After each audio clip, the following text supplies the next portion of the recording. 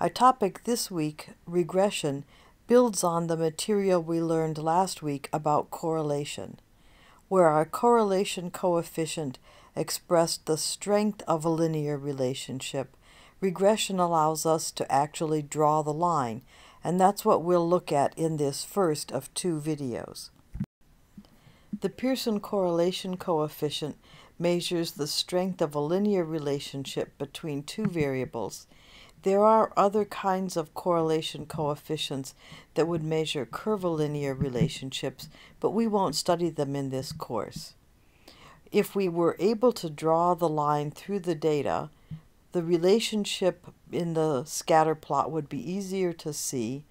The line would illustrate the central tendency of the relationship, and most important of all, we could use the equation for the line for prediction of other values.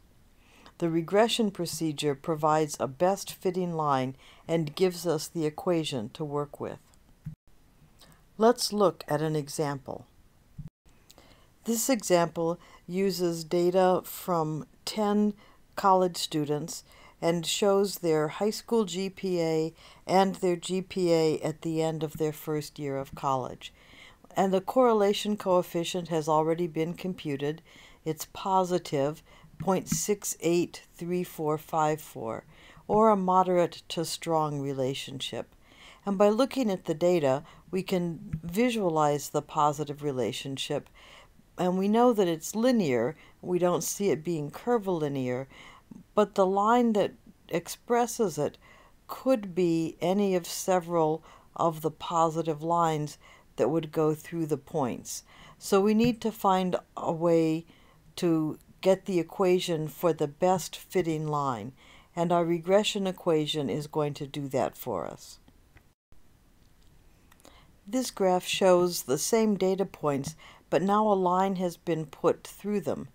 It looks a little bit as though it's connecting two endpoints, but that's just a chance effect of the small data set. There's nothing that says the line has to actually go through any of the data points.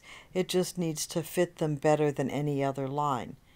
Before we look at how we've computed this particular line, let's review a few of the properties of linear relationships in general so that we have those concepts to work with.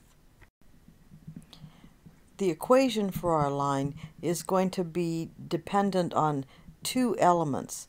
One of them is the slope, or how steeply or not steep the line increases or decreases, and the other one will be the point on the axis where the line would cross. And on this particular graph, we don't even have a y-axis. If you notice, our graph only goes down as far as x equals 1. So the actual y-axis would be over here to the left. Because people with GPAs of 0 are rarely seen in college, the graph did not keep that low end of the data. Most people learned the equation for a line somewhere in middle school or high school, and the most common form that's taught is y equals mx plus b, where m is the slope and b is the y-intercept. In statistics, we use a different version of that equation. The main elements are the same. The spare letters are what changes, and we say y, the vertical axis, is equal to b times x plus a. So the unfortunate news is that the letter that was used for the intercept when you were in high school is now the letter that's used for the slope.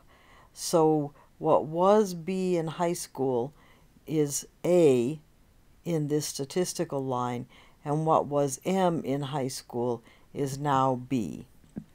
X and y remain the variables, and x will be your predictor or independent variable, and y is your dependent or outcome variable.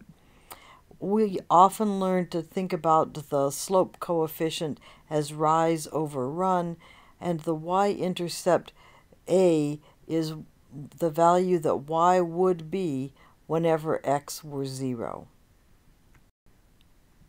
Looking at our actual graph, the notion of a slope or rise over run asks us how much does the line go up for a 1 unit increase in x. So I've gone from 2.5 to 3.5, that's my run, and the slope is saying how much will my fitted line go up for a 1 unit run across. And we can see here it looks like that the slope is going to be somewhat less than 1 because the rise doesn't look as large as the run was. So I'm thinking I will probably have a slope somewhat less than 1. The second part of the definition we spoke about once already, the intercept, and so I would actually need where my y-axis would be for x equals to 0, and I'm just making a sort of a guesstimate out here. And then I would continue my fitted line down, and that point where it crosses would be my y-intercept. So slope is the incline of the line, y-intercept is the value of y when x equals 0. Our regression line minimizes the sum of the squared deviations. You might say, deviations from what? And we're using our regression line as a predictor. So it will take as a prediction a point on the line and then look at what is an actual data point relative to the prediction. So the particular point I chose is quite far from the line. Other points are very close. Several of them are very close. And the squared deviation would be the distance of each line squared. So our regression line will compute a prediction called y hat for each value of x, regardless of whether we have a data point there or not. So notice that I have a predicted value of x, of y, even when I don't have an actual data point there. So for a GPA in high school of 2.25, I can see that I'm predicting something also less than 2.5 for the first year college GPA. So my regression line provides me with a prediction at every point within the range of the data set. Where there are data points, I can compute the gap between the predicted value and the actual value. Some of them will be negative and some of them will be positive, and in order to see how well the line fits all told, I square those deviations, which makes the squared values always be positive, and then sum them up. And it's a calculus operation to know how to minimize this equation. We won't get into that in this course, but the equation we have for drawing this line has the feature that it minimizes the sum of the squared deviations. In the textbook, they give you 2 or 3 different ways of computing the slope of the line. They show you the definition that uses the correlation coefficient first and point out that it looks as though this would be by far the easiest way to compute the slope of the regression line because it only seems to have 3 elements: the correlation itself, and then the standard deviation of the y variable and the standard deviation of the x variable. But the book goes on to show you how many different subtractions and squarings you have to do to get all of those values, and in the end makes a case for the much more complicated looking formula as actually having the fewest steps to carry out. And we're going to walk through how that's done in this video and then show you how Excel or the Google Sheets will be able to do all of the computations with just one command. So before we dig into the calculations, let's take stock of what we're going to need to have. We need to have the sum of all the x values, the sum of all the y values. We need to multiply the x and y values by each other and sum up those components. We need to square the x values and add up those components. And after we have this sum of the x values, we will need to square it. So in fact, we really only need 1, 2, 3, 4 elements, and then square one of those elements to get the fifth. So when we look at our actual data, I've got my high school GPA in one column, my college GPA in a second column. When I sum up the values, here I get the sum of my x values, here I get the sum of my y values. I can take these x values and square them, and when I sum those up, I've got my sum of x squared. And in this column, I took the x and the y values and multiplied them by each other, and so here I get the sum of the x and y's. So these are the 4 elements that I needed. I will need to square that value in order to complete the equation. On this slide, I've just organized the number that I already had and put it in order so that I can first compute the numerator and then the denominator of the equation, and then finally do the division. And even though it seems like extra work to separate the pieces out, it often helps me keep straight exactly what it is that I'm trying to do. So from the previous sheet, I copied the sum of all the x values, that was the high school GPAs, and the sum of all the y values, the college GPAs.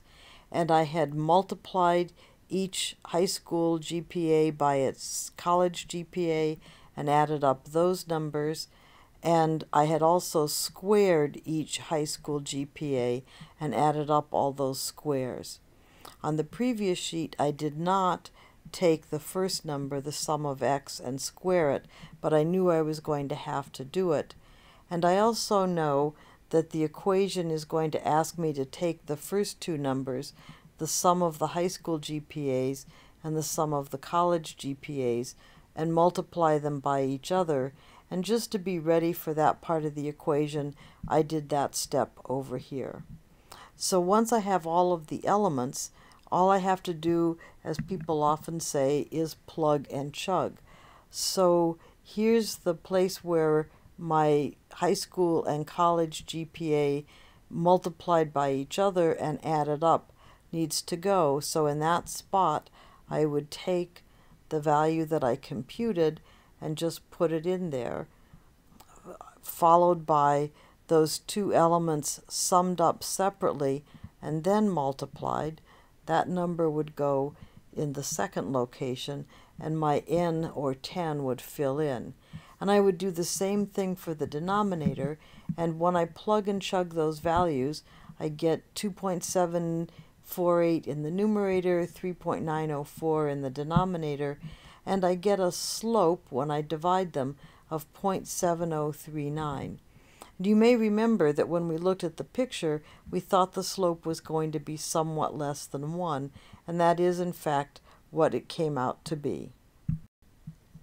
Looking at our graph, we're finding that the slope is telling us that a 1 unit change in the x values, so I went from 2.5 to 3.5, is going to be related to a 0.7039 rise in our y value, or that a student, the difference between a student who had a 2.5 high school GPA and a 3.5 high school GPA is likely to be about 0.7039 in their college GPA.